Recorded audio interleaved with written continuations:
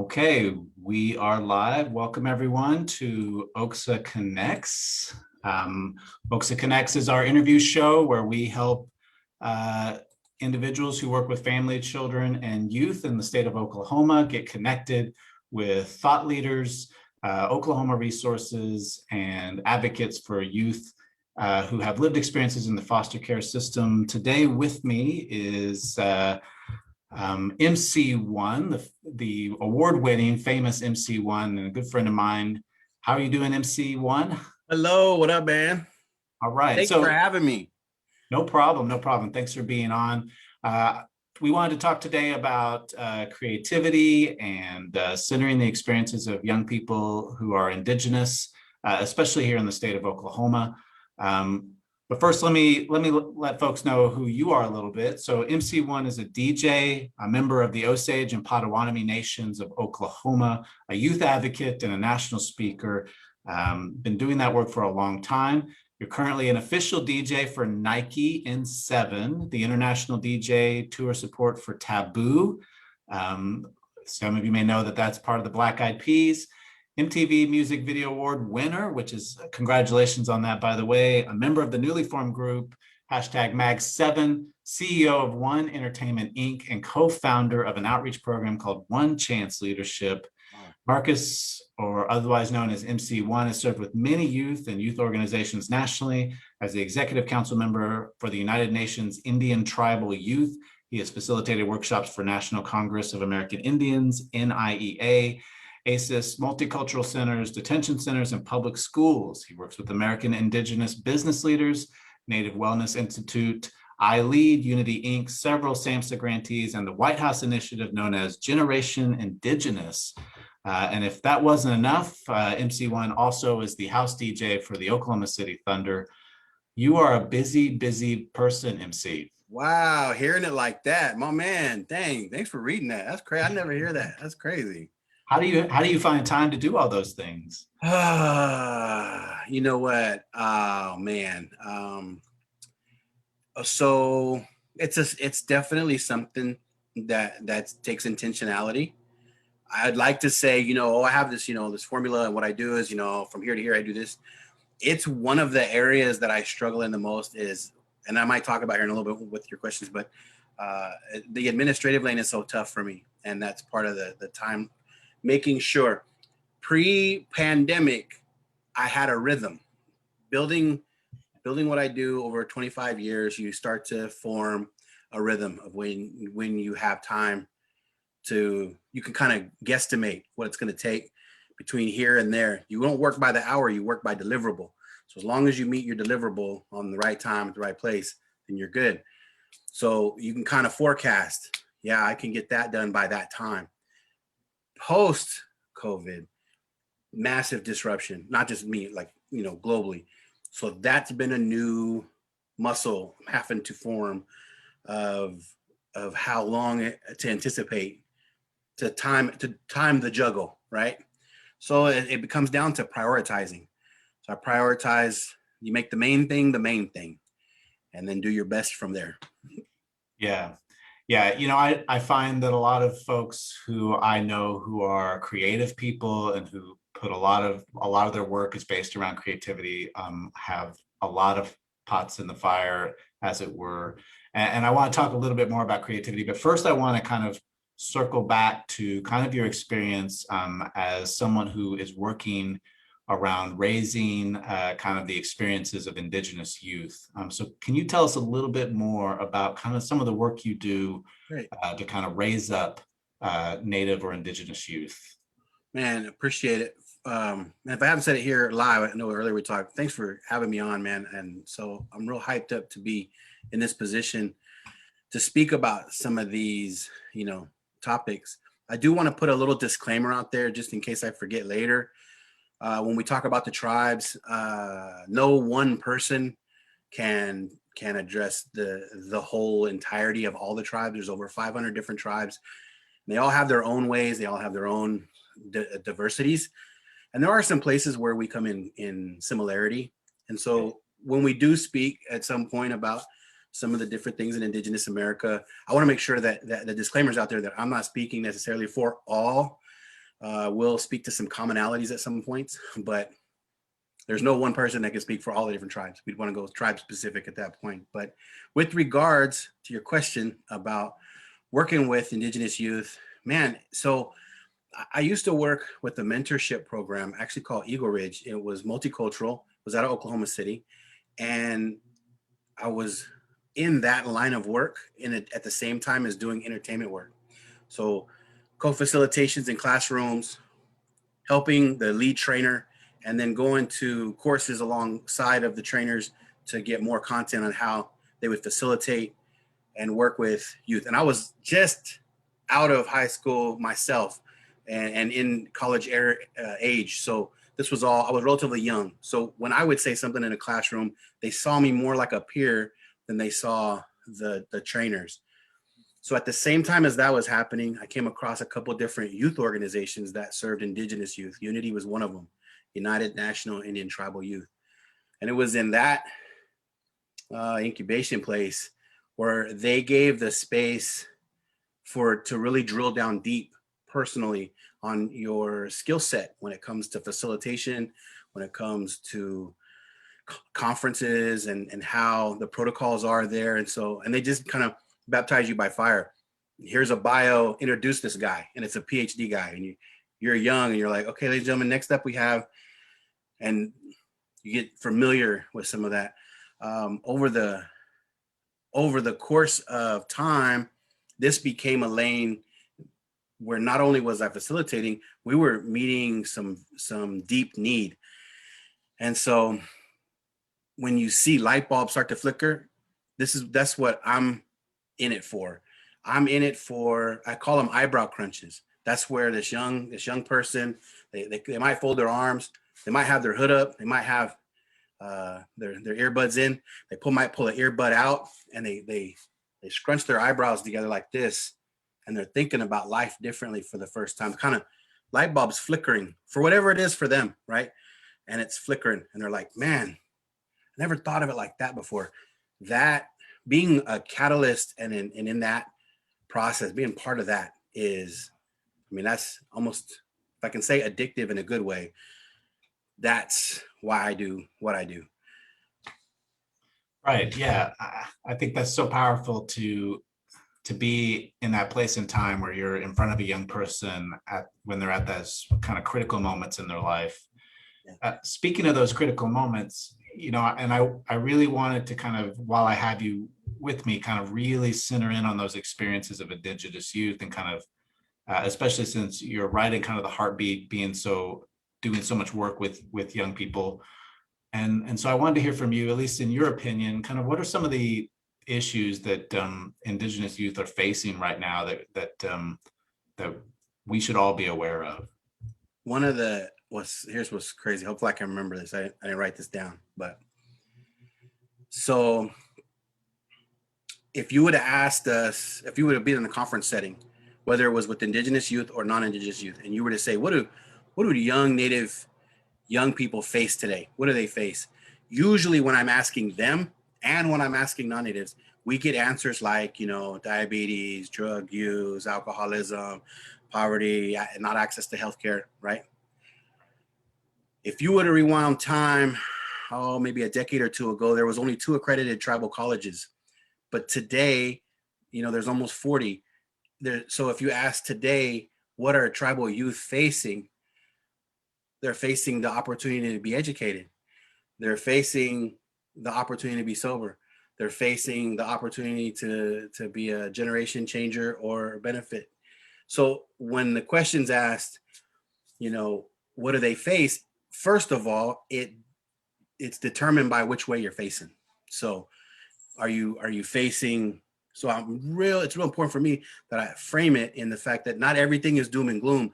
There's so much beauty and there's so much intelligence and smarts and strength and courage and wonderful attributes that are out there. And that is what we want to foster anyway. So that's the first part of it. The second part of it is, which goes along with it, is when it comes to the challenge, again, one challenge that's kind of a common, I'm not speaking for all tribes, one that's common is not alcohol, drugs, the things that you would normally think of, but instead, the number one challenge is invisibility. So outside of indigenous circles, it's the non-native circle, remembering that we're still here. So a Right. few years ago, if you would have Googled African American, you're going to get a Google search that has real people in your search. Asian American, real people in your search, etc. Right? If you look up people groups, you're going to find images of real people. But when you looked up Native American, you would get cartoonish or old pictures, pictures from a time from before.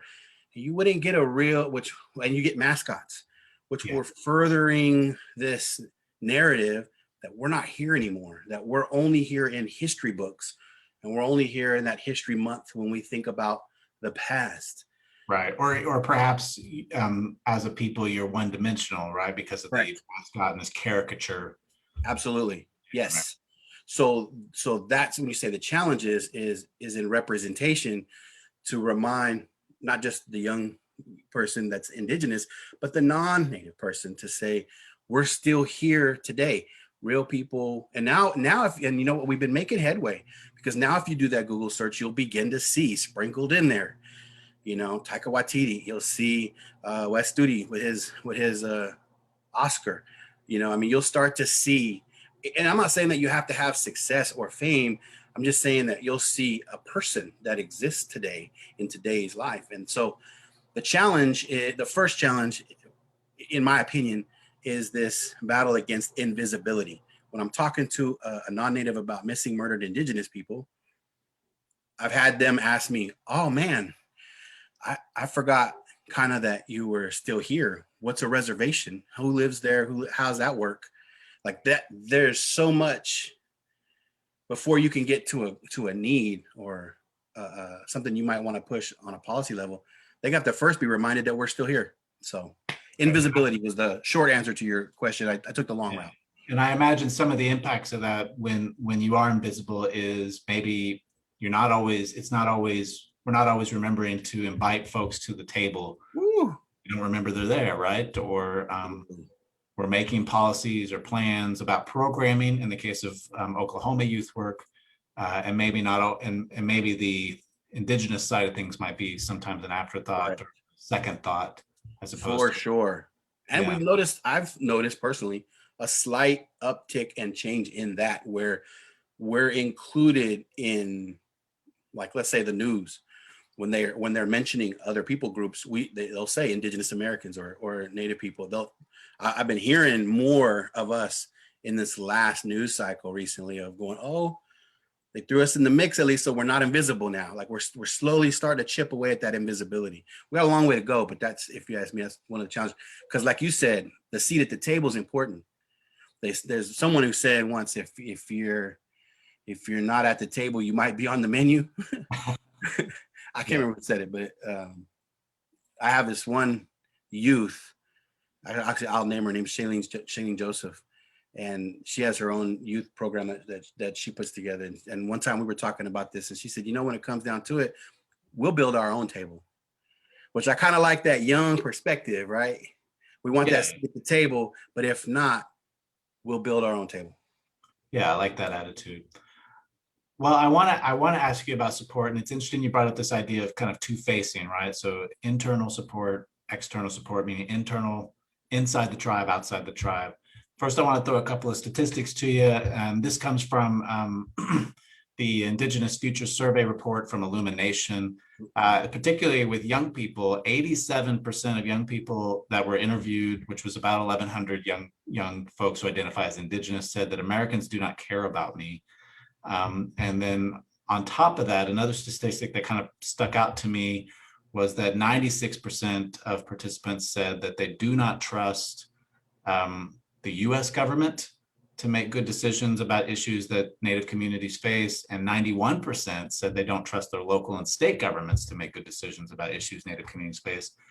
And I think those statistics are maybe not, I don't know, I don't want to use the word alarming because there's reasons for that and there's history there, but at least not where we want them to be, and not a good, and that's not a, I don't want young people having that attitude.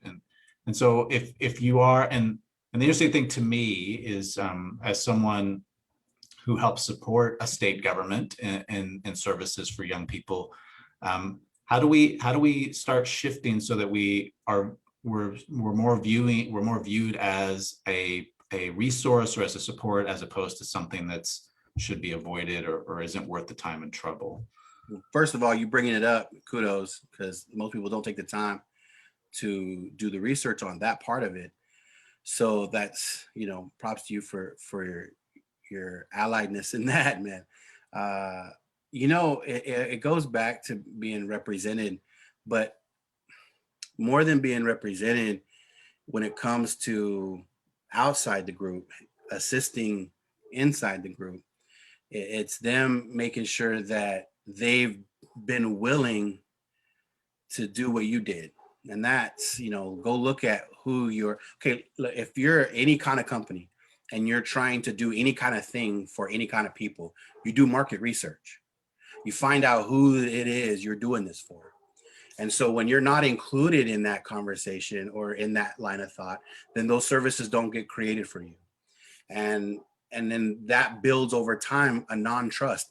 So if there was correct education, right, throughout the year, if the average person in America grew up knowing sovereignty and knew that from the foundation of this country, there was a nation-to-nation relationship with the federal government.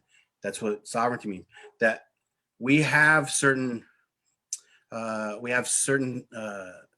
status, not based on race, but based on citizenship, because we're citizens of nations, within a nation. So inside the U.S., there's nations inside the U.S. that a lot of non-natives they've never been taught that in school. That's what sovereignty is.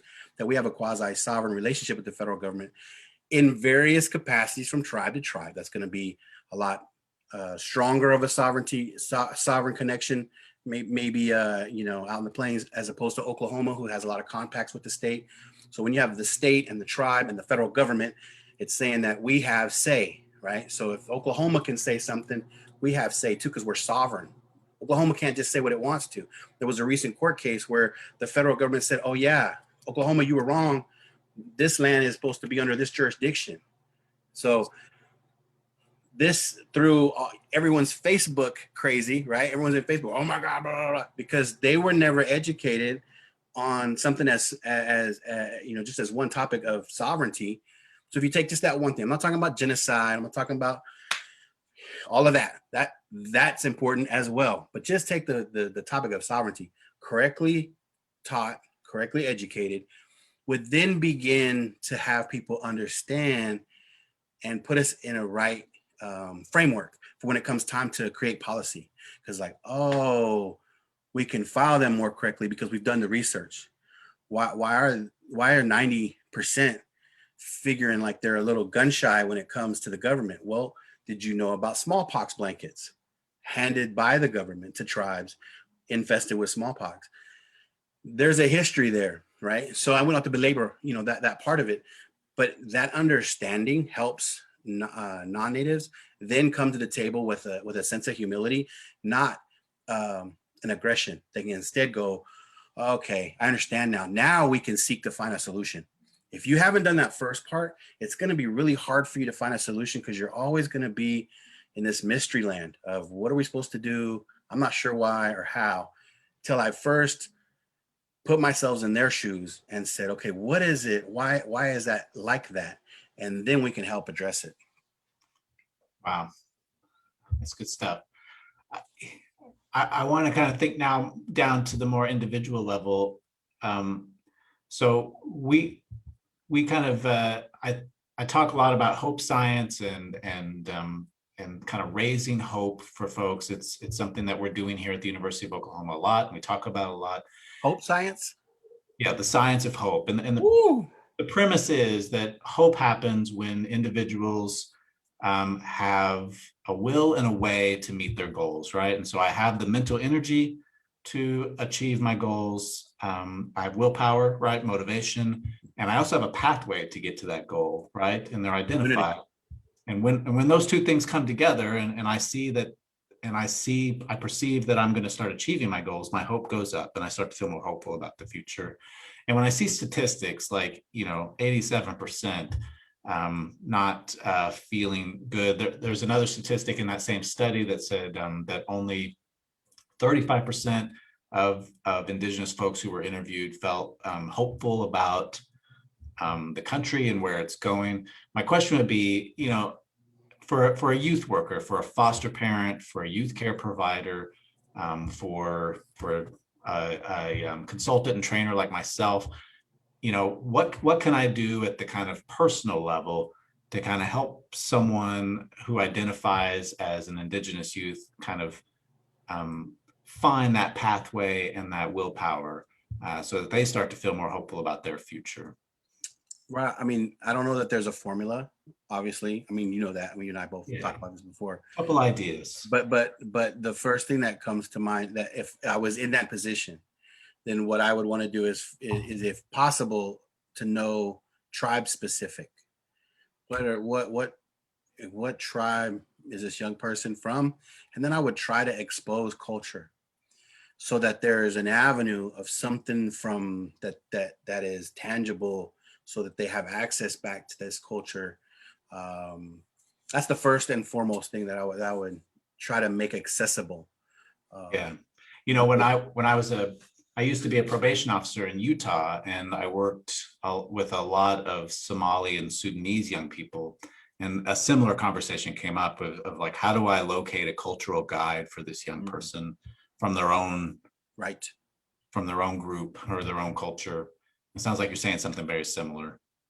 Yeah. I mean, because there's something in the unspoken that can resonate. I'm not saying that, like, I'm not saying mystic or mystically, like, ooh, there's some kind of a thing like that. I'm just saying as a touch point to say, so if I'm hopeless, then my conditions exterior are greater than anything interior.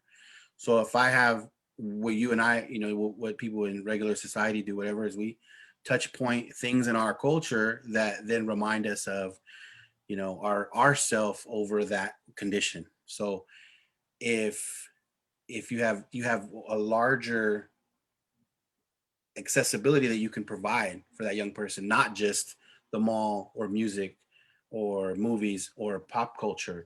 There's a substantive culture that was here for a long time that could speak in ways that we might not even know how to articulate. So Yeah. I would make that, and I'm not saying that's a fix it. I'm just saying I would make that available.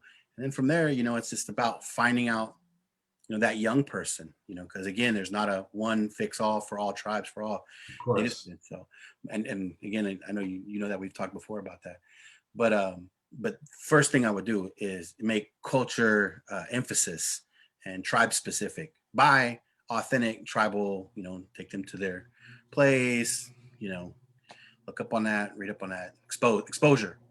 Yeah, I think that's a great idea. I would imagine also, especially if you're a youth care professional or a child welfare worker, that you have a certain level of power that you can be lending to this young person, right? And so Mhm.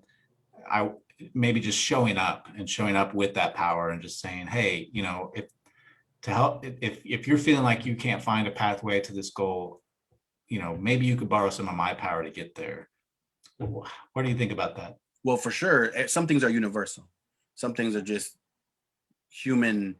I'm without, you have, I don't have, and if you can share yours, I can get to the next minute. So those are always helpful, um, and I think if I was talking to, you know I don't want to minimize the weight that a worker or somebody carries and trying to figure it out. And this is not an exact science. There's like, again, there's no formulas for all that, Sure. kid by kid, youth by youth, person by person basis, but just making sure that there's an empathy.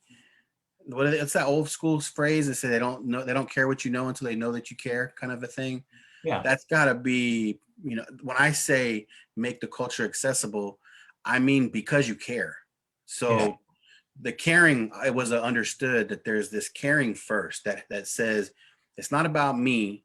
So we have this rule in leadership. Number one, it says the first rule of leadership is not about me. So if I'm leading this young person, then the first rule is it's not about me. So if it's not about me, then how do I put myself in their perspective so I can best meet their needs? So it's not about my way and the highway, or you do this, or this is the way we go and do things here.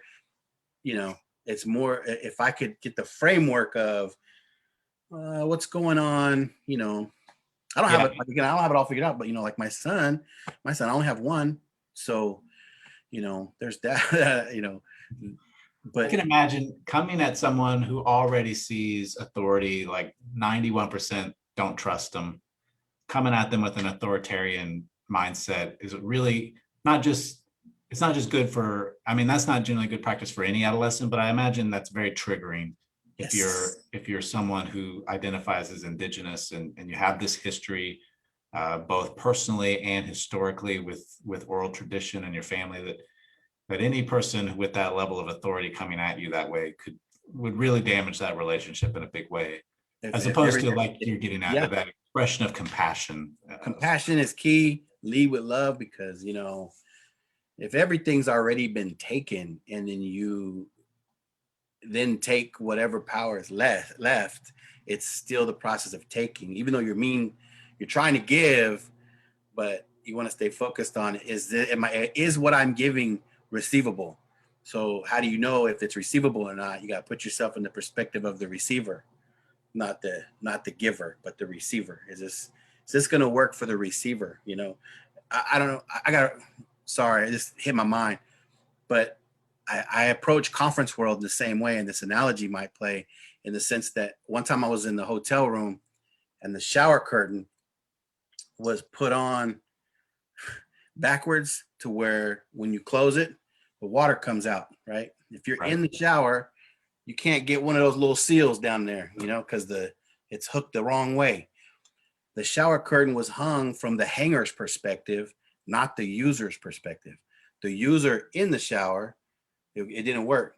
But if the hanger would hang it from the perspective of the user, then it's going to work right for the user. And so that's how I would frame any kind of content or any kind of thing I'm doing with my young person is, am I hanging this from the receiver's point of view, or am I hanging this for what's best for me, or am I hanging this for what's best for them?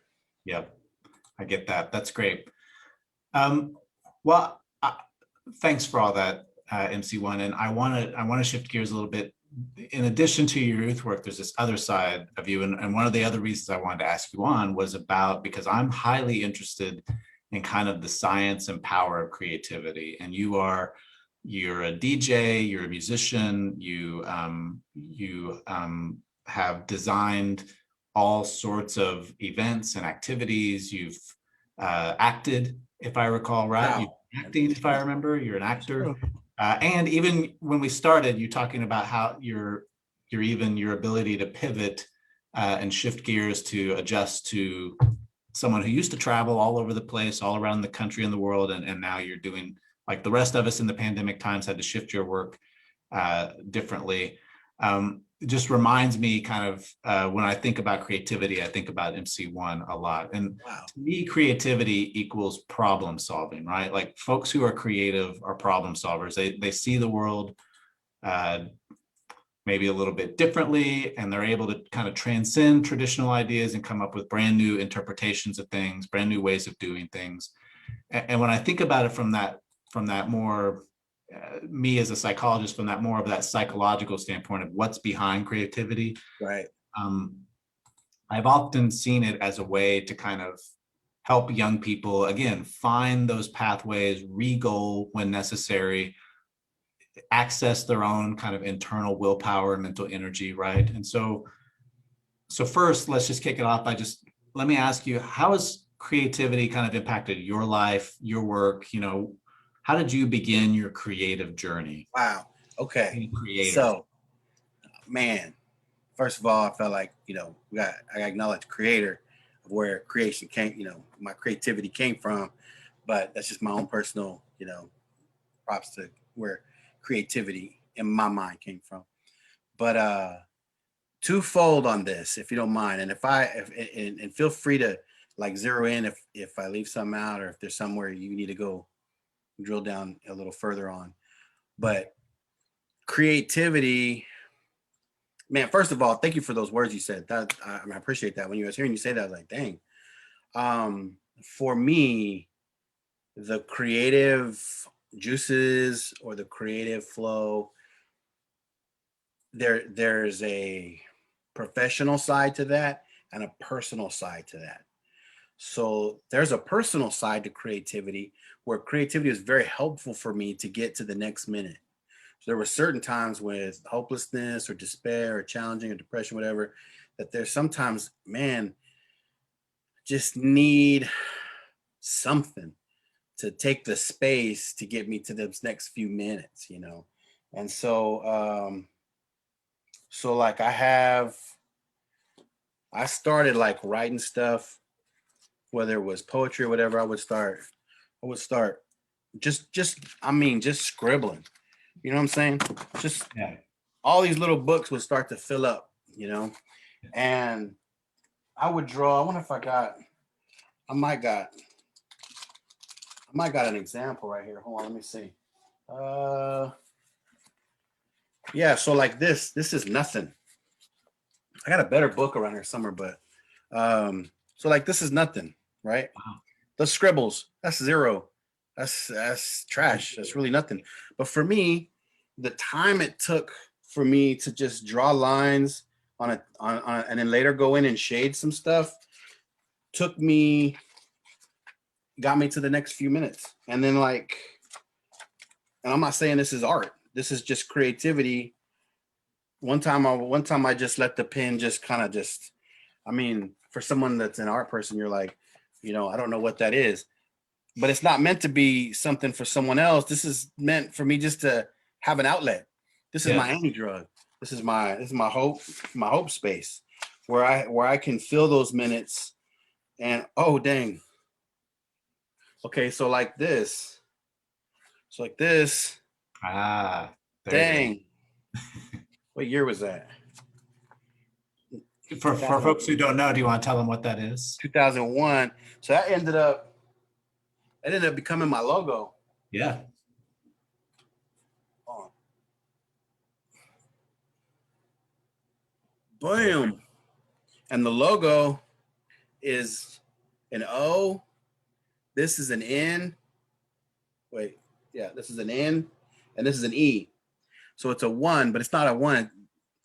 This is an N because I say it's an N, right? So that's the create you when you're Yes. in creation or when you're in creativity, you have control and you have power. And so that's what this starts to stimulate. And this isn't for anybody. You know, it used to be like this. It started way before that. Like there were ways where it didn't work out, and I just kept trying with it. I kept messing with it back and forth. But it's not for the thing. It's for what it produces internally. So on a personal level, there were times where creativity just got me to the next moment, because while you're controlling the pen, you're determining where that pen goes. I couldn't control anything else in my life but that pen. And so or pencil, whatever it was at the time. And so that gave me and so whatever it is for whoever it is, whether it's poetry and you're putting it in your notes on your phone, or it's a paintbrush, or it's, you know, whatever your version of your outlet is. On a personal level, that was where I found the most help. And that's where creativity would basically save my life. Now, you mentioned creativity in a professional method, you know, so that's a whole nother thing. Whenever you apply creativity for the profession, I always recommend keeping those silos. For me, I keep those silos separate. So I have my personal creativity, and then when I'm going to be creative for a profession, I created these 3 silos. So you have creative, you have technical, and then you have administrative, and we'll worry about that one later. But right now, just think about creative and technical. So I can only be as creative as I've mastered the technical. So when you look at a turntable and you see the buttons, knobs, and the back in the day when we used to use vinyl and the needle, and there's hands-on physics that are taking place with the needle and all that, and not to skip it. You want to move the record, but just the Goldilocks amount, right? So there's a technical part that has to be mastered. And as the technical part improves, the creativity can grow, but it's capped. So your creativity is capped to the level of your technical. When you're just doing it personally, it don't matter. When you're doing it personally, it's for whatever. So there's no technical need for anything. You don't have to technically know how to do anything. You're not doing it for anything. So it don't matter. You're doing it for you. And so it's great. I'm almost hearing two things. One is for young people out there, being creative is just a matter of starting to just free your brain up to just let it go and do it. But I'm also hearing if you are a young person who's looking to leverage some of that creativity in a more professional way, correct. What advice do you have for them in terms of building those technical skills? Because you're right, to me, like you can have a lot of great ideas and then you finally hit your technical skill limit and you're like, I can't imagine, I can't make it go further than my imagination. Or I mean, I can't reach my imagination because I don't have the skill to do it. That's correct. Yeah. And so that's where you have to invest your time and your energy into the technical. There comes a time when certain things become what we call muscle memory. Back in my day, maybe for yours, James, did you ever drive a stick? Yeah. So we used to drive cars that had stick shift with the clutch and all that. And when you first learn how to drive one of those kind of cars, it's like takes every bit of focus of the gas and the clutch at the right time, and then when to push it in, and then the next gear, or you stall or you lunge, and it's this whole process. But eventually you can be driving and you don't even think of this anymore. You change your radio stations and you're driving around and you're doing all this on what we call muscle memory. Yeah. This all gets locked in. The technical part becomes locked in. Exactly. That kind of reminds me of drumming. I'm a drummer. And so when I first learned to play the set, you're thinking of 4 limbs and they're all doing 4 different things. And it's a lot of mental energy to focus on that. But once you get used to it, now I can improvise. I can test this or that or the other. Yes. Kind of happens the same way. You can get creative. You can you try those things because with DJing, it's hand, eye, ear coordination, your hand, eye, and your ear all together. And you're doing things that need, you got to be able to rub, like almost ambidextrous. Yes. Because hands are moving at different speeds for different things that you're doing. The crazy thing I've always thought about DJs is this ability to be in the present and the future kind of at the same time, because there's one song playing and then you're already kind of thinking about this thing coming up. 2 or 3 songs ahead all the time. You're never on that song. I mean, you're grooving to it because you might be feeling it, whatever, but you're 2 or 3 songs ahead because you're already on, and then you're also, at least for me, you're also trying to communicate in the unconscious with the crowd of what they're vibing, which way they're going. And one of the best compliments is if somebody comes up to ask for something and it's sitting on the turntable. So that means like we're in sync. They could, right. Hey, man, do you have, bam, it's next. So like we're speaking the same language right now. Yes. Awesome. But yeah, so for those that are trying to transcend their creativity into a marketplace and to move it into that realm, for them, then technical. You're going to have to spend time on technical and get yourself to a professional level technically. Once you're willing to do that, you get yourself technical, spend time and energy and maybe funds. I used to work at Taco Bell. I worked every fast food job you could to save up time for studio time and for equipment, and friends had equipment. So as you're chasing this, I always say what you step towards, what you step towards, you attract, and what you attract follows you around and creates miraculous opportunities for more of what you're stepping towards. But the key is you got to step that direction. When you step, I gotta spend some technical time. Oh, I gotta earn a little bit more cash, save up for my gear, whatever it is. You're stepping that direction. In the process of stepping, things begin to come towards you because that's the way you're going. People hear, oh, he likes to DJ. Hey, I don't need this anymore. Here's this mixer. Or, hey, I know where I found a hookup on microphone. What? Now you're in a community, right? All starts to form because you took a step and you were willing to make technical important. I don't know if this applies to everybody, but just real quick, James, just so that they know, that third silo is admin. For me, that's my toughest silo. So you take your technical and your creative when you're trying to be professional in this, right? And you're technical and you're creative. You're technical and you're creative. You got to also have emphasis on your admin, your administrative side. Someone, somewhere, if it's not anyone, it's you, has to carve out the administrative lane. And that's I got to be on time for meetings. I got to answer emails. I might have to create an invoice. Right. I might have to price this out. I might have to negotiate terms. This is where, and I have found, using my creativity in the administrative lane will sometimes zap me from the other lane. So it might be good advice to try to get somebody to handle that, unless this doesn't fall too far. If you're able to navigate this to a point and still keep these afloat, then that's great. Right. But someone somewhere has to pay attention to the administrative, or there's no progression for you professionally. All you'll do is you'll get real good, but you won't be able to turn it into a career. Right. Not the administrative lane. That's good to know.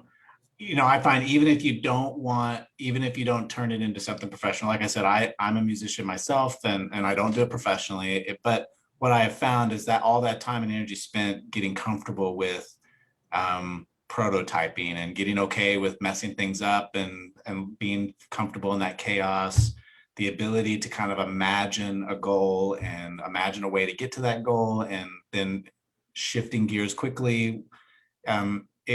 Creativity made me a good problem solver in other ways, right? And so how would you articulate how your creativity has kind of supported your overall hope about life or your ability to solve problems?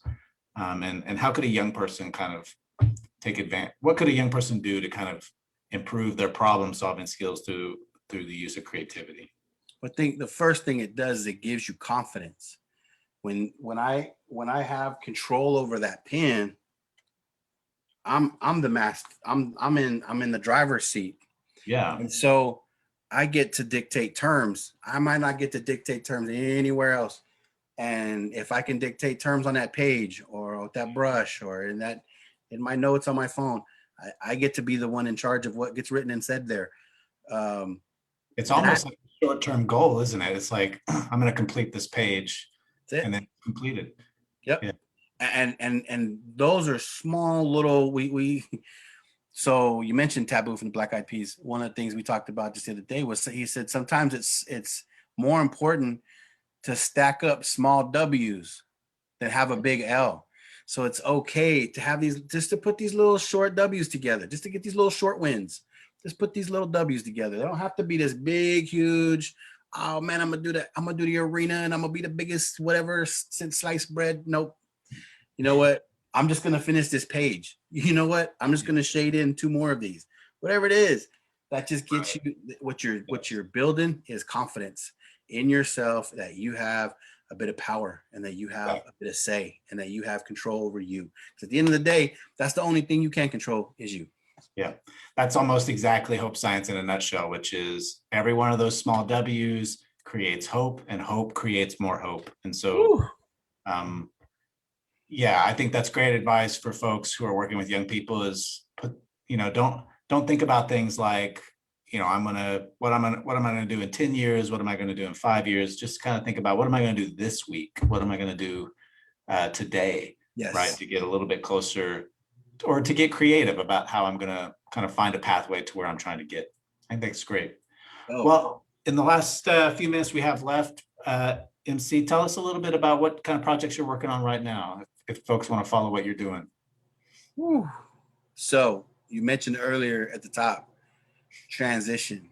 I'm definitely right now in a transition, but I'm vaccinated. Hey.